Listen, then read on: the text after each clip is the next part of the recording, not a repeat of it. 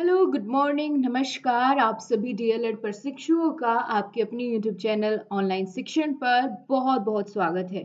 So my dear friends, आज आपकी शांति शिक्षण सतत विकास की कल जो हमने यूनिट खत्म करी थी उससे आगे आज हम 4th चैप्टर कंप्लीट करेंगे एक ही क्लास में। तो आई होप आपको ये सीरीज पसंद आ रही होगी जिसमें हम एक ही क्लास में एक यूनिट खत्म कर रहे हैं। और शैक्षिक प्रबंधन वाली क्लास में तो हमने एक ही क्लास में 4 यूनिट खत्म करनी शुरू की हुई है।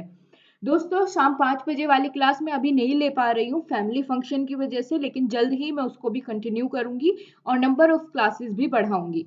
तो चलिए फिर बिना किसी देरी के अपनी क्लास की शुरुआत करते हैं। अगर आप चैनल पर नए हो तो चैनल को सब्सक्राइब कर बेल आइकन का बटन जरूर प्रेस कर लीजिए और अपने सभी फ्रेंड्स को भी जरूर शेयर कीजिए।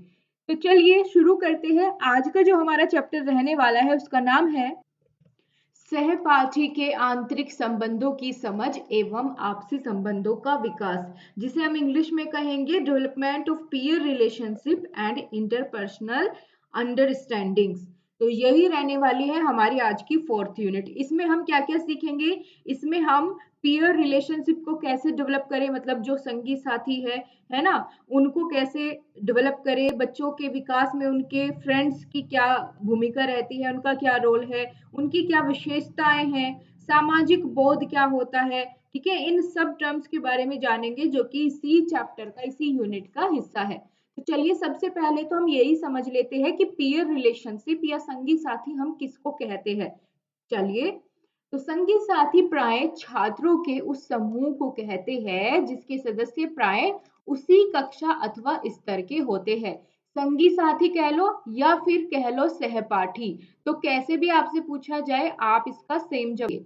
अब इसमें महत्वपूर्ण ये है कि आपके एग्जाम में कई बार पूछा जा चुका है कि संगी साथी अथवा समकक्ष समूह की क्या विशेषताएं हैं। यहाँ पर आप देख पाएंगे 2019-2022 दोनों ही ईयर्स में क्वेश्चन बना है। तो 2019 और 2022 दोनों ही ईयर्स में क्वेश्चन पूछा गया है। तो चलिए जानते हैं कि समकक्ष समूह या सहपाठी की किसी भी बच्चे के सहपाठी या फिर संगी साथी या समकक्ष समूह की क्या विशेषताएं होती है। चलिए देख लेते हैं। यानी किसको कहेंगे हम? सहपाठी, जिनका समूह का स्तर लगभग समान होता है। पहली विशेषता तो ये होनी चाहिए, क्या होने के लिए? संगी साथी होने के लिए, सहपाठी होने के लिए। दूसरा, आपस में बिना किसी हिचकिचाहट के अपनी भावनाओं को व्यक्त करते हो बच्चे उस समूह में। समूह के सदस्यों की रुचियां जो है वो समान होती है, तभी तो दोस्त बनते हैं। आपने देखा होगा इतनी भीड़ में दोस्त वही बनता है जिससे हमारी आदतें, हमारी इंटरेस्ट मिलता जुलता हो और एक दूसरे पर विश्वास करते हो, अपनी बातों को साझा कर सके। ये सभी क्या होती है? विशेषताएं होती है समकक्ष समूह या संगी साथी की। आगे बढ़ते हैं। आगे हम देखेंगे सहपाठी के आंतरिक संबंधों की समझ। ठीक है, ये उतना इंपॉर्टेंट नहीं है, अभी तक पूछा भी नहीं गया है। आप देखना चाहो तो एक बार इसको देख लेना, इतना कोई खास नहीं है। आगे बढ़ते हैं। ये आ जाता है यहाँ पर इंपॉर्टेंट, बच्चों के विकास में उनके साथियों की क्या भूमिका रहती है। बड़ा अच्छा क्वेश्चन है और पूछा जा चुका है ये भी पहले।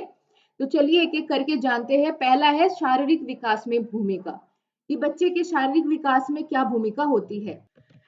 तो शारीरिक विकास में क्या भूमिका रहती है संगी साथियों की या सहपाठियों की? कई बार बालक किसी कार्य को माता पिता के कहने पर नहीं करता है। आपने देखा होगा कि माता पिता कह रहे हैं तो नहीं, लेकिन अगर उसके साथी ने कह दिया तो भाई वो काम तो पक्का करेगा।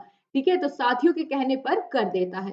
जैसे उदाहरण के तौर पर यहाँ आप देखेंगे, अगर बालक के समूह साथी योगा करते हैं तो वह भी पीछे नहीं हटेगा। वो भी कि मेरे दोस्त करते हैं ना, मेरे दोस्त योगा करते हैं डेली, तो मम्मी मुझे भी कराओ। वो पार्क में खेलने जाते हैं, हमें भी कराओ, है ना। उनकी नकल थोड़ा ज्यादा करते हैं।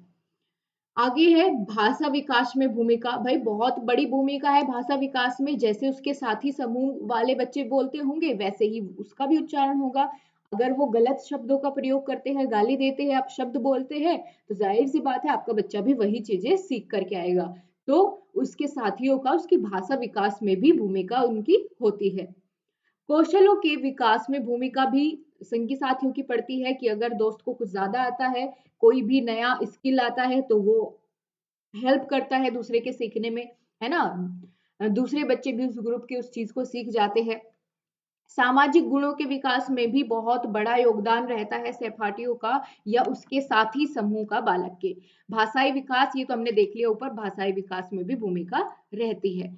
आगे बढ़े तो आगे देखेंगे हम कि कैरेक्टरिस्टिक्स ऑफ पीयर रिलेशनशिप्स, साथी संबंधों को की निर्धारित क्या क्या विशेषताएं होती है ना। जैसा कि हमने ऊपर अभी बात भी करी थी इसकी विशेषताओं की, वही यहाँ पर डिफाइन की गई है कि कई बार किन किन चीजों को अगर क्या क्या चीजें मेल खाती है तब जाके एक पीयर रिलेशनशिप बनती है या फिर साथी संबंधी साथी बनते हैं। जैसे कि रुचि पर आधारित विशेषताएं जो कि हमने ऊपर देखी कि अगर हमारी जो है मान के चलिए आपने कहीं न्यू एडमिशन है, आप वहां पर आप जैसे बहुत सारे नए बच्चे आए हैं, तो आपकी ज्यादातर दोस्ती उससे होगी जिसका इंटरेस्ट आपके जैसा होगा। आप उस भरी भीड़ क्लास में आप ऐसे को ढूंढ लोगे जो आपसे मेल खाता हो, है ना।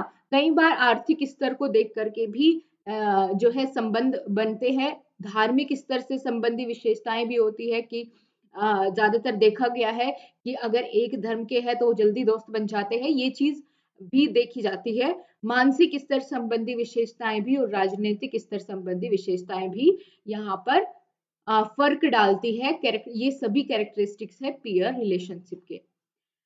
चलिए यहाँ पर हम देखेंगे कि कौन कौन सी उन संबंधों में निहित विशेषताएं हैं, यानी जब दोस्त बन जाते हैं उनके बीच में क्या क्या चीजें होती है। तो वो है ट्रांसपेरेंसी होनी चाहिए, यानी अपने थॉट्स को छिपाए बिना एक दूसरे के सामने वो रख पाए। दूसरा, विश्वास करते हो, फेथ रखते हो अपने दोस्तों पर। सहभागिता, की सहयोग करे, है ना, पार्टिसिपेशन को बढ़ावा दे। प्रतियोगिता में प्रतियोगिता भी रहती है आपस में कि भाई इतने मार्क्स आ गए मेरे दोस्त के तो मुझे तो और अच्छे लेके आने हैं, है ना, मैं पीछे नहीं रहूंगी। विचारों का आदान प्रदान करते हैं, एक्सचेंजिंग ऑफ आइडियाज। तो ये सारी निहित विशेषताएं होती है। वो तो थी दोस्ती होने की शुरुआत, और ये दोस्ती होने के बाद जो साथियों के बीच में संबंधों में निहित विशेषताएं होती है, ये वो सब है। आगे बढ़ते हैं, अब आ जाता है नेक्स्ट टॉपिक इसी चैप्टर का जिसका नाम है सोशल कोग्निशन या फिर सामाजिक बोध। सामाजिक बोध किसे कहते हैं ये हम परिभाषा से जानेंगे बैरन महोदय की। तो बैरन महोदय ने कहा कि सामाजिक बोध का आशय सामाजिक विश्व के बारे में उपलब्ध सूचनाओं की व्याख्या, विश्लेषण, स्मरण तथा उपयोग करने में है। कि सामाजिक बोध हम किसे कहेंगे, जैसे कि हमने पिछले चैप्टर में सेल्फ अवेयरनेस के बारे में जाना था, है ना, कि अपने बारे में जानना। सामाजिक बोध क्या है, समाज के बारे में जानना, जितनी भी समाज से संबंधित उपलब्ध सूचनाएं हैं वो हमें पता हो, है ना, उनकी उनका विश्लेषण हम कर पाए, उनको समय पड़ने पर उपयोग कर पाए, वही है सामाजिक बोध या सोशल कोग्निशन, अपने समाज के बारे में जानकारी होना। सामाजिक बोध का आधार क्या होता है, आधार की हम बात करें कि हमें कैसे समाज का बोध होता है, सबसे पहला तो है स्कीमा। स्कीमा किसे कहते हैं, जो भी इंफॉर्मेशन हमारे माइंड में सेव होती चली जाती है ना, उसी को स्कीमा कहते हैं। कि हमने कोई बात कहीं सुनी, वो हमने अपने माइंड में बैठा ली कि भाई ऐसे ऐसे होता है, उसको बोलेंगे हम स्कीमा। तो एक तो इस तरह से होता है। दूसरा है स्वचालित प्रक्रम, यानी अपने आप जो एक्सपीरियंस करके हम सीखते हैं। तीसरा है सामाजिक बोध में त्रुटियां, कि कई बार ऐसा होता है कि गलत इंफॉर्मेशन हमें कोई दे दे, हम वैसे ही रखे वैसा ही सोचने लगते हैं, है ना। भाव एवं सामाजिक बोध, तो ये सारे क्या है, सामाजिक बोध के आधार है। आगे एक और टॉपिक था इसी चैप्टर में जिसका नाम है एग्रेशन, है ना। ये सारे पॉइंट्स के रूप में ये आपके सिलेबस में दिए गए हैं। तो हम बात करेंगे एग्रेशन या फिर आक्रामकता हम किसे कहते हैं। तो आपने देखा होगा वो भी साथियों के बीच में बात करी गई है कि आक्रामकता कैसे होती है। ठीक है, साथी आपस में एक दूसरे से आगे निकलने की चेष्टा करते हैं कि भाई मेरे इससे ज्यादा मार्क्स आने चाहिए, ये कंपटीशन तो मुझे ही जीतना है। तो ऐसे में कई बार आपस में पढ़ाई, खेलकूद आदि कार्यों में सहपाठी आगे निकलने व श्रेष्ठ होने का प्रयास करते हैं और आपस में प्रतियोगिता करते हैं। यह स्पर्धा उनके जीवन में आक्रामकता का गुण विकसित कर देती है। कई बार क्या होता है कि अगर थोड़ा ज्यादा हो जाए कि भाई नहीं मुझे ही जीतना है, और कई बार जीत जाए उसका दूसरा फ्रेंड, तो वहां पर मन में ईर्ष्या का भाव भी कई बार डेवलप हो जाता है और आक्रामकता यानी गुस्सा आने लगता है। आक्रामकता कहते किसे है ये भी समझ लो।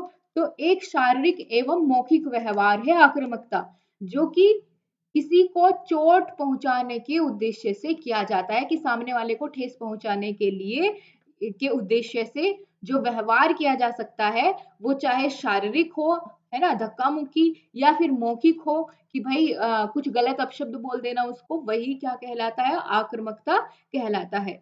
ठीक है, किसी को हानि पहुंचाने के उद्देश्य से किया गया व्यवहार ही क्या कहलाता है, आक्रामकता कहलाता है। इसको ध्यान रखिएगा।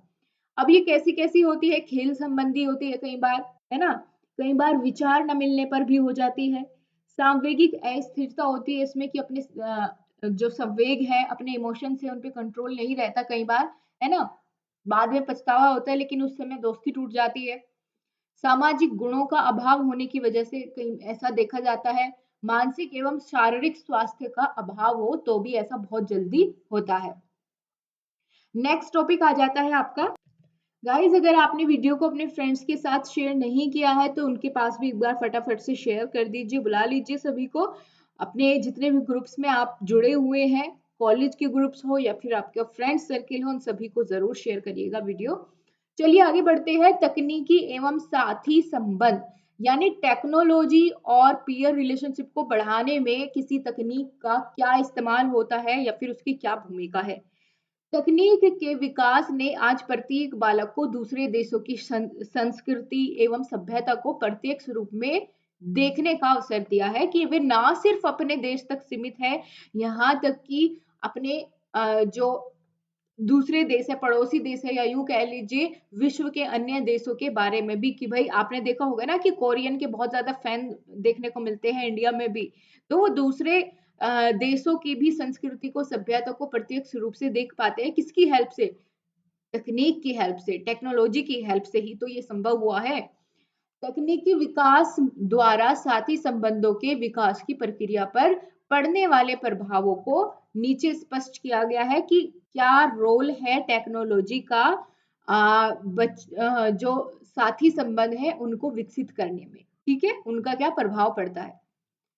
पहला है साथी संबंधों का विस्तार, बिल्कुल है कि कई बार ना मिला जाए तो फोन पर ही बातचीत हो जाती है। तो mobile phone, computer, laptop, Facebook, Instagram, ये जितने भी आप सब चलाते हैं सब तकनीक ही है ना, इंटरनेट की हेल्प से। दूसरा, वैश्विक मूल्यों का विकास होता है, ना सिर्फ अपने तक सीमित रहते हैं बल्कि वैश्विक जो मूल्य है वो भी जानते हैं। इसके अलावा विश्व बंधुत्व की भावना का विकास होता है, ये नहीं लगता कि हम किसी अलग थलग कोने में पड़े हैं, बल्कि पूरा विश्व बहुत ही छोटा लगने लगता है इंटरनेट की हेल्प से, है ना। और शैक्षिक संबंधों का विकास भी होता है, कि पढ़ाई करते वक्त कहीं भी थोड़ा सा भी कंफ्यूजन हुआ तो तुरंत अपने दोस्त को फोन मिलाया कि भाई ऐसे ऐसे ये प्रॉब्लम है, थोड़ा सॉल्व करवाओ, है ना। तो शैक्षिक संबंधों का भी विकास होता है, और साथ ही व्यापक सोच का भी विकास होता है। तो ये सारे प्रभाव है किसके, तकनीक के, साथी संबंधों को विकसित करने में।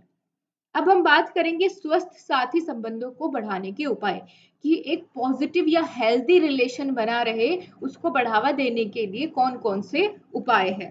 That means how to promote healthy peer relationship. चलिए देखते हैं कैसे।